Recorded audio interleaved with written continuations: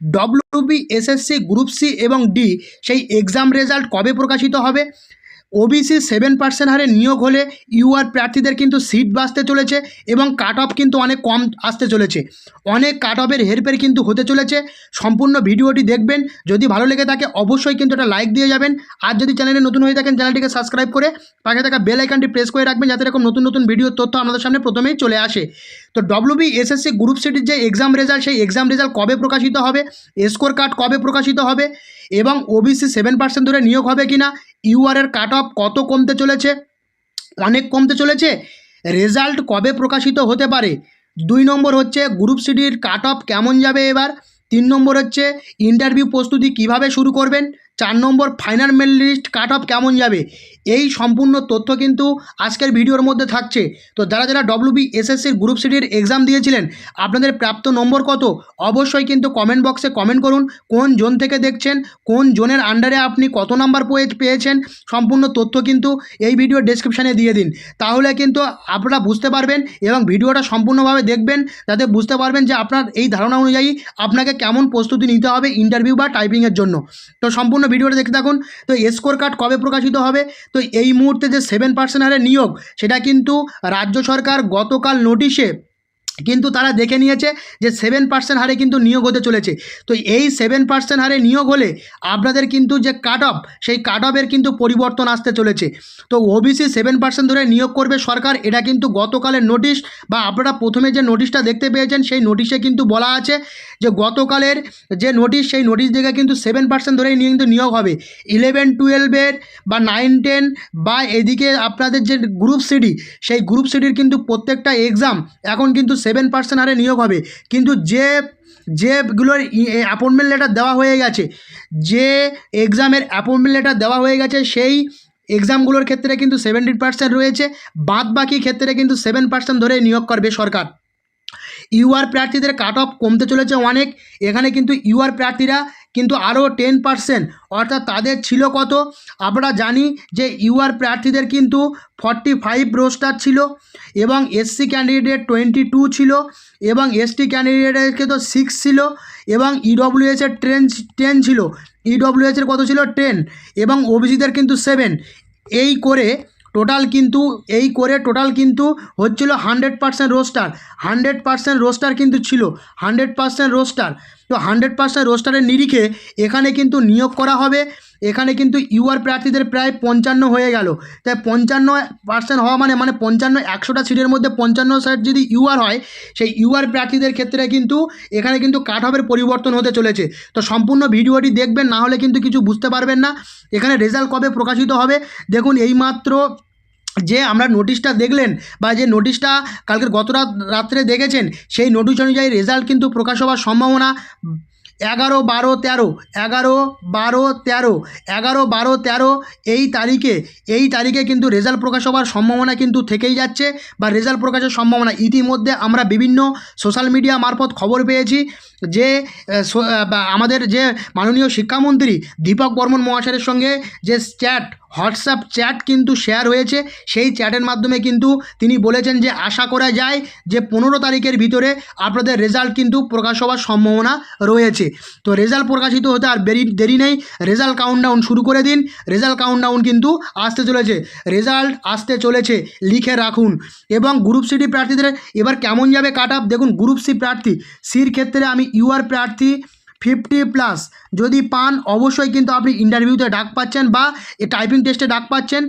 SC প্রার্থীদের কিন্তু 48+, ST প্রার্থীদের ক্ষেত্রে কিন্তু 47+ এবং ওবিসিদের ক্ষেত্রে কিন্তু 49+ এবং এখানে কিন্তু ইডব্লিউএসের ক্ষেত্রে কিন্তু আপনার 45+, পিএইচের ক্ষেত্রে কিন্তু 45+। এই নাম্বারগুলো পেলে কিন্তু আপনারা এখানে কিন্তু ডাক পাবেন, অর্থাৎ ডাক পেলে কিন্তু আপনারা টাইপিং টেস্টে ডাক পাবেন। এই নাম্বার যদি থেকে থাকে আপনাদের, এটা কিন্তু এক্সপেক্টেড, এটা কিন্তু কোনো রকম বাস্তবের সঙ্গে মিল নেই, এক্সপেক্টেড কাট অফ। এই কাট অফগুলো পেলে কিন্তু আপনারা ডাক পাবেন টাইপিং টেস্টে, আমি বারবার বলছি ইন্টারভিউ নয়, টাইপিং টেস্টে ডাক পাবেন। টাইপিং টেস্টে ডাক পাওয়ার পরে ইন্টারভিউর যে মার্কসটা আসবে এর সঙ্গে কিন্তু আপনার অ্যাকাডেমিক প্লাস এক্সপিরিয়েন্স মার্কস যোগ হয়ে কিন্তু তারপরে আসবে। এক্সপিরিয়েন্স মার্কসটা থাকবে কি থাকবে না সেটা কোর্টের বিচার্য বিষয়। আপনারা প্রত্যেকে জানেন কোর্ট থেকে ক্লিয়ারলি বলে দিয়েছে যে আপনাদের চাকরি কিন্তু নির্ভর করবে কোর্টের রায়ের উপরে। তো কোর্ট যে রায় দেবে সেই রায়টা কিন্তু প্রত্যেককে মাথা পেতে নিতে হবে। এমনকি আপনি যদি প্যানেলভুক্ত হন তাহলেও কিন্তু আপনি কেস করতে পারবেন না। এটা কিন্তু স্পষ্ট ভাষায় কিন্তু সেদিন কিন্তু হাইকোর্ট থেকে কড়া হুঁশিয়ারি কিন্তু দিয়েছেন। তো এই বিষয়টা মাথায় রাখবেন প্রত্যেকে।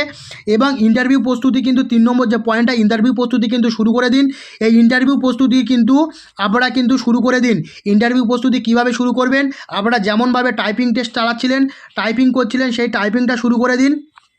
টাইপিংয়ের সাথে সাথে আপনারা যে ইন্টারভিউ প্রস্তুতি নিচ্ছিলেন, যাদের নাম্বার ভালো আছে, অনেকটা ভালো নাম্বার আছে, তারা কিন্তু ইন্টারভিউ প্রস্তুতি শুরু করে দিন। তার কারণ একটাই বলছি, ভালো নাম্বার থাকা সত্ত্বেও কিন্তু অনেকে কিন্তু ইন্টারভিউতে নাম্বার না পাওয়ার জন্য কিন্তু কাট অফ ক্লিয়ার করতে পারবে না। তো এই কাট অফ ক্লিয়ার করার জন্য লাস্ট কাট অফ, অর্থাৎ লাস্ট কাট অফ কিন্তু ক্লিয়ার করতে হবে আপনাকে। তো লাস্ট কাট অফ ক্লিয়ার করার জন্য গ্রুপ ডির ক্ষেত্রে ইউআর প্রার্থী যারা আছেন তাদের কিন্তু 35+, এটা কিন্তু সম্ভাব্য। পিএইচের ক্ষেত্রে কিন্তু 28+। এছাড়া এসসি প্রার্থীদের ক্ষেত্রে কিন্তু 32+, এসটি প্রার্থীদের ক্ষেত্রে কিন্তু 31+। এছাড়া কিন্তু ওবিসিদের ক্ষেত্রে কিন্তু প্রায় 34+। এই নাম্বারগুলো যদি থাকে তাহলে কিন্তু অবশ্যই কিন্তু আপনারা ইন্টারভিউয়ের জন্য ডাক পাওয়ার একটা বড় সম্ভাবনা কিন্তু রয়েছে। ইন্টারভিউতে ডাক পাওয়ার সম্ভাবনা রয়েছে। কাট অফের পরিবর্তন হচ্ছে এই কারণে যাতে 7% হারে নিয়োগের জন্য কিন্তু কাট অফের পরিবর্তন হয়ে যাবে। এবং অনেক এসসি এসটি ক্যান্ডিডেট এবং ওবিসি ক্যান্ডিডেট কিন্তু জেনারেল কাট অফ কিন্তু ক্লিয়ার করে দেবে। অর্থাৎ ফাইনাল মেরিট লিস্টের ক্ষেত্রে বলছি, সেই ফাইনাল মেরিট লিস্টে জেনারেল কাট অফ যদি ক্লিয়ার করে ফেলে তাহলে কিন্তু তার ক্ষেত্রে একটা বড় সুযোগ থাকছে। অর্থাৎ যারা পিছনের দিকে কাট অফ ক্লিয়ার করবেন তারা কিন্তু ফাইনাল মেরিট লিস্টে চান্স পাওয়ার সুযোগ থাকছে। যারা একটু কম নাম্বার পাবেন তাদের ক্ষেত্রে কিন্তু ফাইনাল মেরিট লিস্টে চান্স পাওয়ার সুযোগ থাকছে। তার কারণ জেনারেল কাট অফ যখন ক্লিয়ার করবে এসসি প্রার্থী, সেই এসসি কিন্তু একটা বা দুটো সিট খালি হবে, সেই সিটে কিন্তু নতুন এসসি ছেলেমেয়েরা চাকরি পাবে। এটা কিন্তু একটা খবর। এবার ফাইনাল মেরিট লিস্ট কেমন যাবে সেটা আমরা দেখে নেব। তো দেখুন ফাইনাল মেরিট লিস্টের ক্ষেত্রে দেখতে পাচ্ছেন expected cut of. Final merit লিস্টের ক্ষেত্রে এক্সপেক্টেড কাট অফ আমরা দেখব। দেখুন ফাইনাল মেরিট লিস্টের ক্ষেত্রে expected cut off group C প্রার্থীদের ক্ষেত্রে যে ইউআর প্রার্থী 82+ পেলে কিন্তু আপনার ফাইনাল মেরিট লিস্টে থাকার একটা সম্ভাবনা রয়েছে। ওবিসিদের ক্ষেত্রে 80+ থাকলে কিন্তু ফাইনাল মেরিট লিস্টে পাওয়ার সম্ভাবনা রয়েছে। এসসি প্রার্থীদের ক্ষেত্রে কিন্তু 78+ সম্ভাবনা রয়েছে। এসটি প্রার্থীদের ক্ষেত্রে 75+ সম্ভাবনা রয়েছে। পিএইচের ক্ষেত্রে 72+, ইডব্লিউএসের ক্ষেত্রে 78+ সম্ভাবনা রয়েছে। আমি বলে দিচ্ছি, আপনাদের হয়তো বলবেন যে আপনি তো বললেন 50, তাহলে কি করে 32 নাম্বার পাবো? আমি ওটা কিন্তু লোয়েস্ট কাট অফের কথা বলেছি। 50 যে বলেছি 50+ ইউআর, এটা কিন্তু লোয়েস্ট কাট অফের কথা বলেছি। এর থেকে হাইয়েস্ট কাট অফ কিন্তু যাবে। তো সেহেতু সেই হিসাবে তৈরি করা, এটা ম্যানিপুলেট করা। তো সেহেতু কিন্তু এটা কিন্তু লোয়েস্ট কাট অফের ক্ষেত্রে কিন্তু বলেছি, সেই লোয়েস্ট কাট অফের জন্য কিন্তু এটা বলা। বুঝতে পেরেছেন আপনারা? লোয়েস্ট কাট অফ, সেই জন্য লোয়েস্ট কাট অফটা ধরে কিন্তু আপনারা এগোবেন না, সেই লোয়েস্ট কাট অফ অনুযায়ী কিন্তু পড়া। ডব্লিউবিএসএসসি গ্রুপ ডির ক্ষেত্রে ইউআর প্রার্থী যারা আছেন তারা কিন্তু 40+, ওবিসিদের ক্ষেত্রে 39+, এসসিদের ক্ষেত্রে 37+, এসটিদের ক্ষেত্রে 36+, পিএইচের ক্ষেত্রে 35+, ইডব্লিউএসের ক্ষেত্রে 38+। হয়তো অনেকে বলবেন যে এই নাম্বার হবে না। আমি কিন্তু ধারণা দেওয়ার জন্য এই নাম্বারটা তৈরি করেছি। ধারণা দেওয়ার জন্য কিন্তু এই নাম্বারটা তৈরি, কোনো রকম বাস্তবের সঙ্গে মিল নেই। অনেকের সঙ্গে বাস্তব মতের মিল নাও হতে পারে। অনেকে বলবেন এত কম নাম্বারে সিলেকশন পাওয়া যাবে না, কিন্তু সিলেকশন পাওয়ার পরিবর্তন হচ্ছে 7%। এই 7% পরিবর্তনের ক্ষেত্রে কিন্তু সিলেকশন প্রসেসটা সম্পূর্ণভাবে